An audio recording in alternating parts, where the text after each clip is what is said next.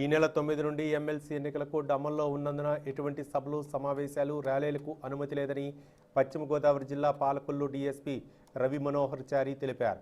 కొంతమంది వ్యక్తులు మతోన్మాదులు దాడులు అనుభవిస్తూ ర్యాలీలు నిర్వహిస్తూ ఖండిస్తూ హిందూ సంఘాలు 14న చెలో పాలకొల్లు కార్యక్రమం చేపట్టారన్నారు.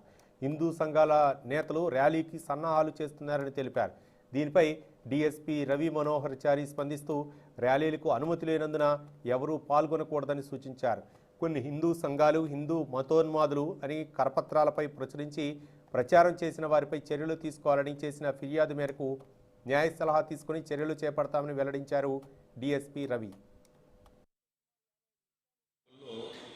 క్రైస్తవుల ర్యాలీ జరిగింది.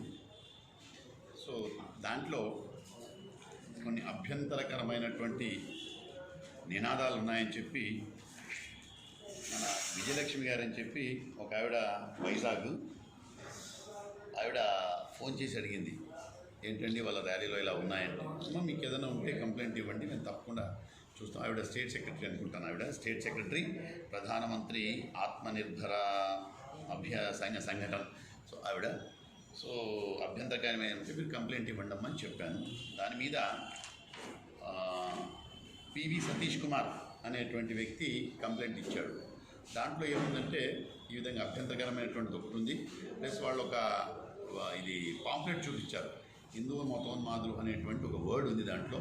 సో హిందూ మతోన్మాదులని ఎలా అంటారనేటువంటిది చెప్పాను. మీరు ఇచ్చారు, నేను లీగల్ ఒపీనియన్ తీసుకుంటానండి. లీగల్ ఒపీనియన్ తీసుకున్నాక మళ్ళీ నేను దాని మీద చర్యలు తీసుకుంటానని చెప్పి లీగల్ డిపార్ట్మెంట్కి పంపించాను.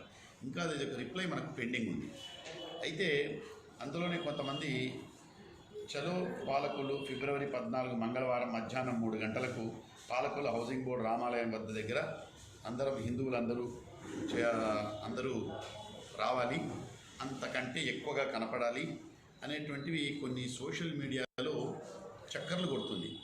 ఒక్కొక్క వారు రెచ్చగొట్టే విధంగా మనకు వాళ్ళ యొక్క ప్రకటనలు అలా కనిపి మన పాలకొల్లులో క్రైస్తవుల ర్యాలీ జరిగింది.